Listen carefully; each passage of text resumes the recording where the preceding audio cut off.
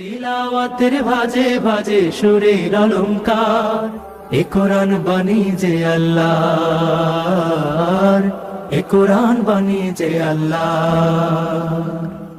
আসসালামু আলাইকুম ওরহমতুল্লাহি ওবরাকাতুহু।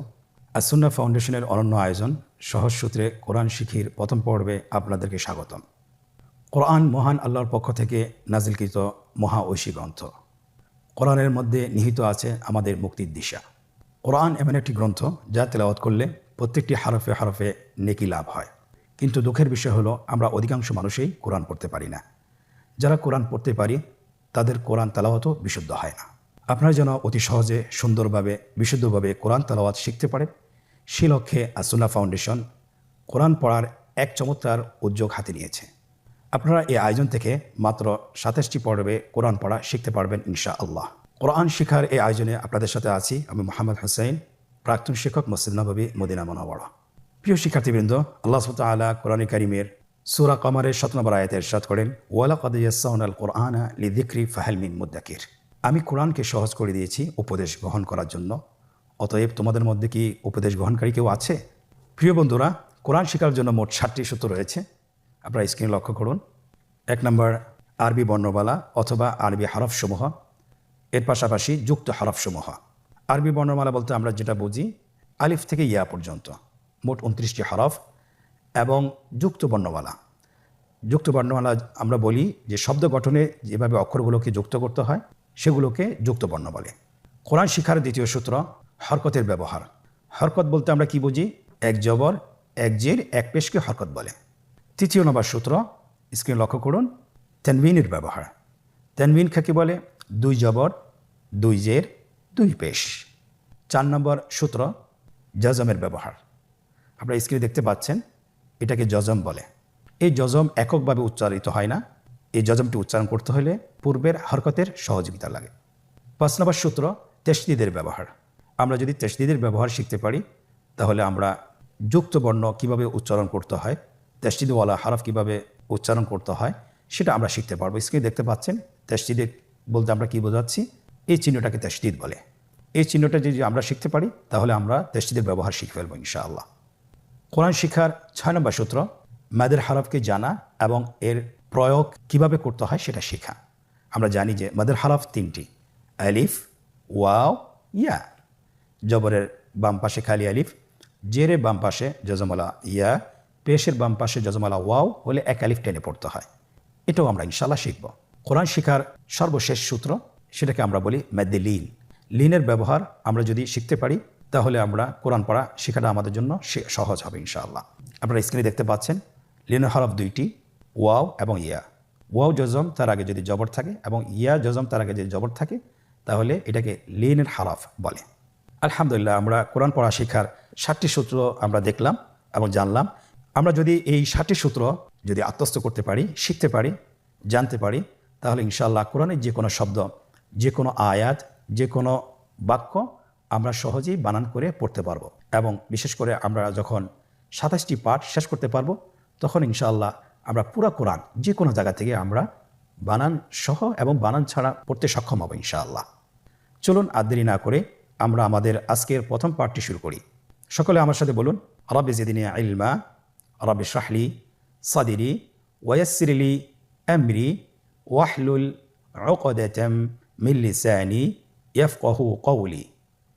আলহামদুলিল্লাহ, আপনারা স্ক্রিনে দেখতে পাচ্ছেন আরবি বর্ণমালা, আরবি হরফসমূহের যে 29টি হরফ, এর মধ্যে থেকে আমরা ইনশাআল্লাহ আজকে আমরা 7টি হরফ শিখব। প্রত্যেকটি হরফ কিভাবে উচ্চারণ করতে হয়, কয় আলিফ টান রয়েছে, কি কি বৈশিষ্ট্য রয়েছে, এটা বিস্তারিত সহ আলোচনা করে আপনাদেরকে ইনশাআল্লাহ পড়াবো এবং হরফগুলো কিভাবে লিখতে হয় সেটাও আমরা আপনাদেরকে দেখাবো। আপনারা স্ক্রিনে লক্ষ্য করুন, আলিফ হরফটি অবশ্যই আপনারা দেখতে পাচ্ছেন। আলিফ হরফটি খুবই সহজ, দেখতে লাঠির মতো। এটা লাঠি যেরকম দাঁড়িয়ে থাকে, আলিফ হরফটি সেরূপ দাঁড়িয়ে আছে। তাহলে এটাকে কি বলে? আলিফ। আমাদেরকে বলতে হবে, বলুন আলিফ। আলিফে কিন্তু কোনো টান নেই, আপনারা বুঝতে পারতেছেন। আমি যখন আলিফ বলছি এর মধ্যে কোনো টান হবে না, আলিফ। আবার বলুন আলিফ। আলিফ হরফটি মাখরাজ হলো আপনার মুখের শূন্যস্থান থেকে, গলা এবং মুখের শূন্যস্থান হতে আলিফ হরফটি উচ্চারিত হয়। আমরা সবাই বলি আলিফ। এর পরবর্তীতে আপনারা দেখতে পাচ্ছেন 3টি হরফ। আমরা দেখতে পাচ্ছি আমাদের স্ক্রিনে চলে এসেছে বা তা সা। আমাদের স্ক্রিনে চলে এসেছে বা হরফটি কীভাবে উচ্চারণ করবেন? বা হরফে টান হবে, এক আলিফ টান।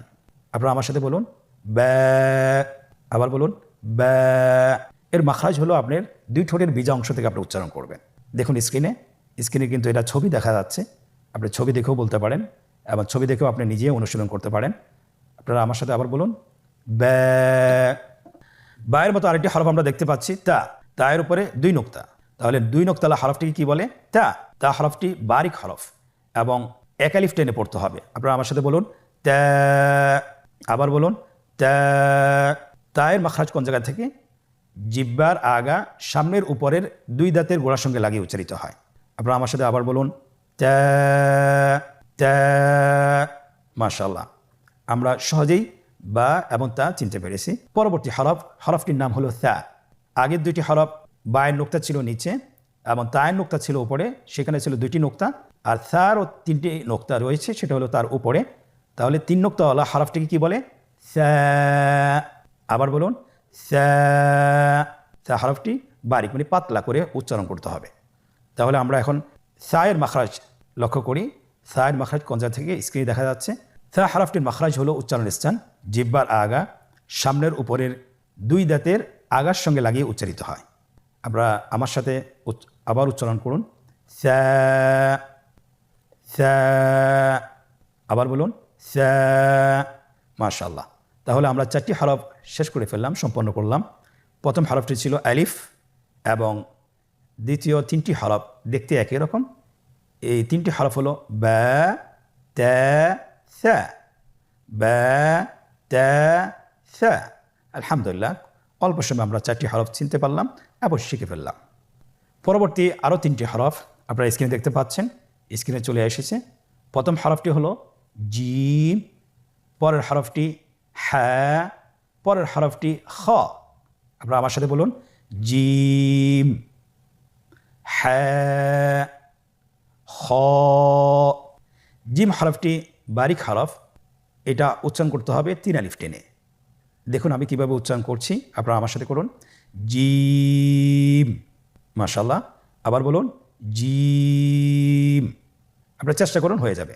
এর মাখরাজ হলো জিহ্বার মধ্যখান, তার বরাবর উপরের তালুর সঙ্গে লাগিয়ে উচ্চারিত হয়। আপনারা পিকচারে ছবিতে দেখতে পাচ্ছেন যে জিহ্বার মধ্যখান তার বরাবর উপরে তালুর সঙ্গে লাগিয়ে উচ্চারণ করতে হয়।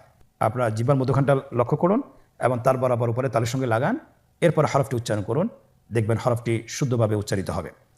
আপনারা আমার সাথে বলুন জিম। আবার বলুন, দেখেন ঠোঁটের অবস্থান কীরূপ হবে, আপনারা একটু লক্ষ্য করুন জিম। আবার বলুন জিম। আলহামদুলিল্লাহ, তাহলে আমরা জিম হরফটি চিনতে পেরেছি এবং আমরা এর মাখরাজ জেনেছি। পরবর্তী হরফ আমরা যেটা শিখব সেটা হলো হা। হায়ের মধ্যে কোনো নোক্তা আমরা দেখতে পাচ্ছি না। হা হরফটি কীভাবে উচ্চারিত হবে? হা হরফটি উচ্চারিত হবে কণ্ঠনালীর মধ্যখান হতে। গলা চিপে ধরে আপনি উচ্চারণ করুন। আপনারা আমার সাথে বলুন হ্যাঁ। আবার বলুন হ্যাঁ। মাশাআল্লাহ, সেম আকৃতির আরেকটি হরফ, সেটা হলো খ। সে হরফটির নাম হলো খ। দেখতেই জিম হার মতোই, কিন্তু নোক্তার পার্থক্য রয়েছে। জিমের মধ্যে একটি নোক্তা রয়েছে, হার মধ্যে কোনো নোক্তা নেই এবং খয়ের উপরে একটি নোক্তা রয়েছে। আপনারা স্ক্রিনে দেখতে পাচ্ছেন। আমরা খ হরফটি উচ্চারণ করব। খ হরফটি হলো মোটা হরফ, উচ্চারণের ক্ষেত্রে মোটা হবে। ছবিতে দেখুন খ হরফটি কীভাবে উচ্চারণ করতে হবে। খ হরফটির মাখরাজ হলো কণ্ঠনালীর শেষ ভাগ হতে উচ্চারণ করতে হয়, কণ্ঠনালীর শেষ ভাগ। আপনারা আমার সাথে বলুন খ। আবার বলুন খ। মাশাআল্লাহ, আমরা তিনটি একই আকৃতির হরফ শিখলাম, সেটা হলো জিম হ্যাঁ খ। জিম হ্যাঁ খ। আমরা শুরু থেকে আবার ধারাবাহিকভাবে আমরা পড়ব। আপনারা আমার সাথে পড়ুন।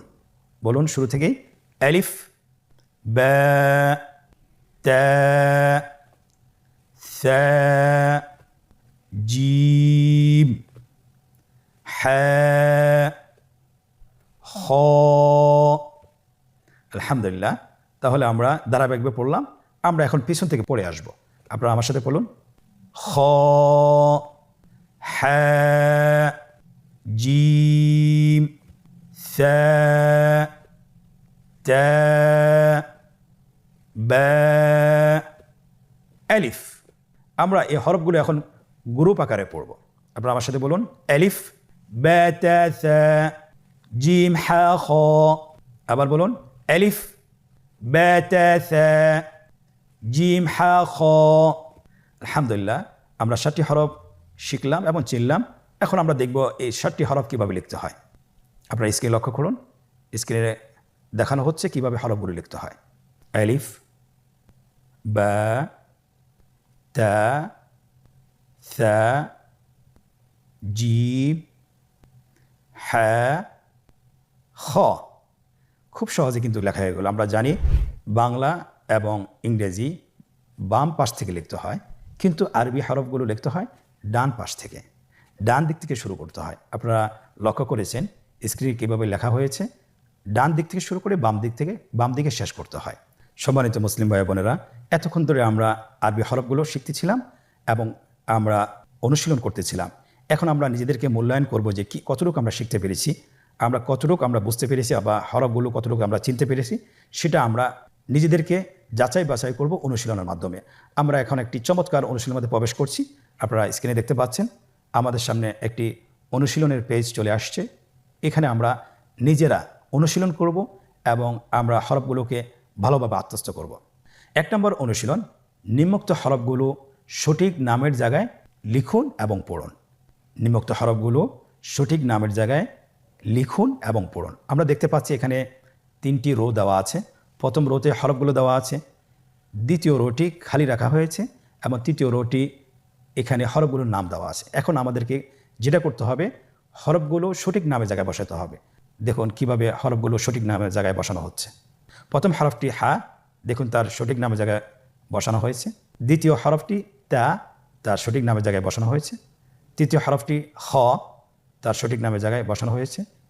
এভাবে সবগুলো হরফ তার সঠিক নামের জায়গায় বসিয়ে দেওয়া হচ্ছে।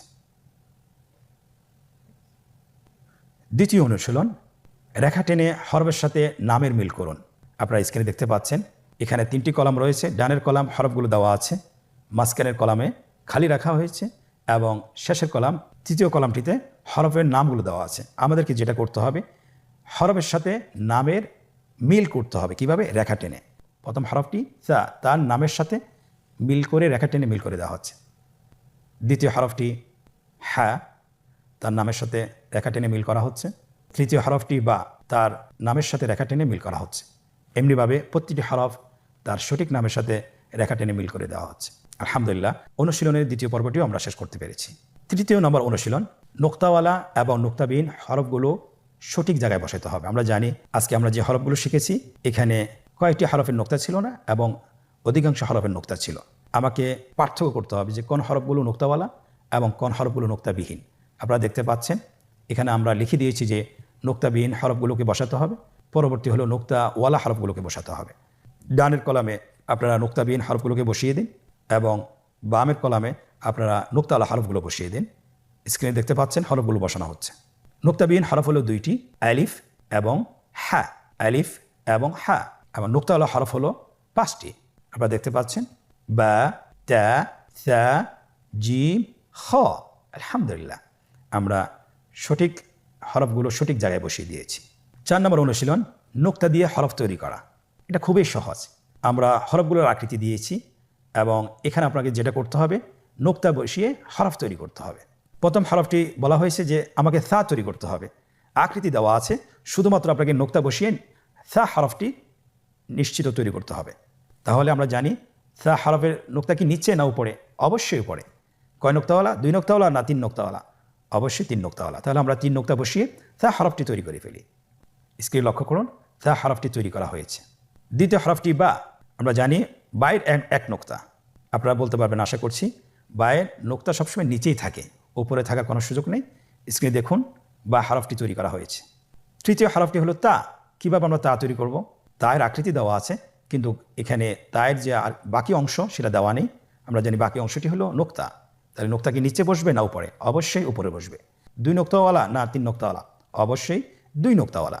স্ক্রিনে দেখুন তা হরফটি তৈরি করা হয়েছে 2 নোক্তা দিয়ে। চতুর্থ নম্বর হরফ খ। খ কীভাবে আমরা তৈরি করব? উপরের এক নোক্তা দিলেই খ হরফটি তৈরি হয়ে যাবে, তৈরি করা হয়েছে। পরবর্তী হরফটি জিম। জিম আমরা কিভাবে তৈরি করব? অবশ্যই জিমের প্যাটের মধ্যে একটি নোক্তা বসিয়ে দিলে জিম হয়ে গেল।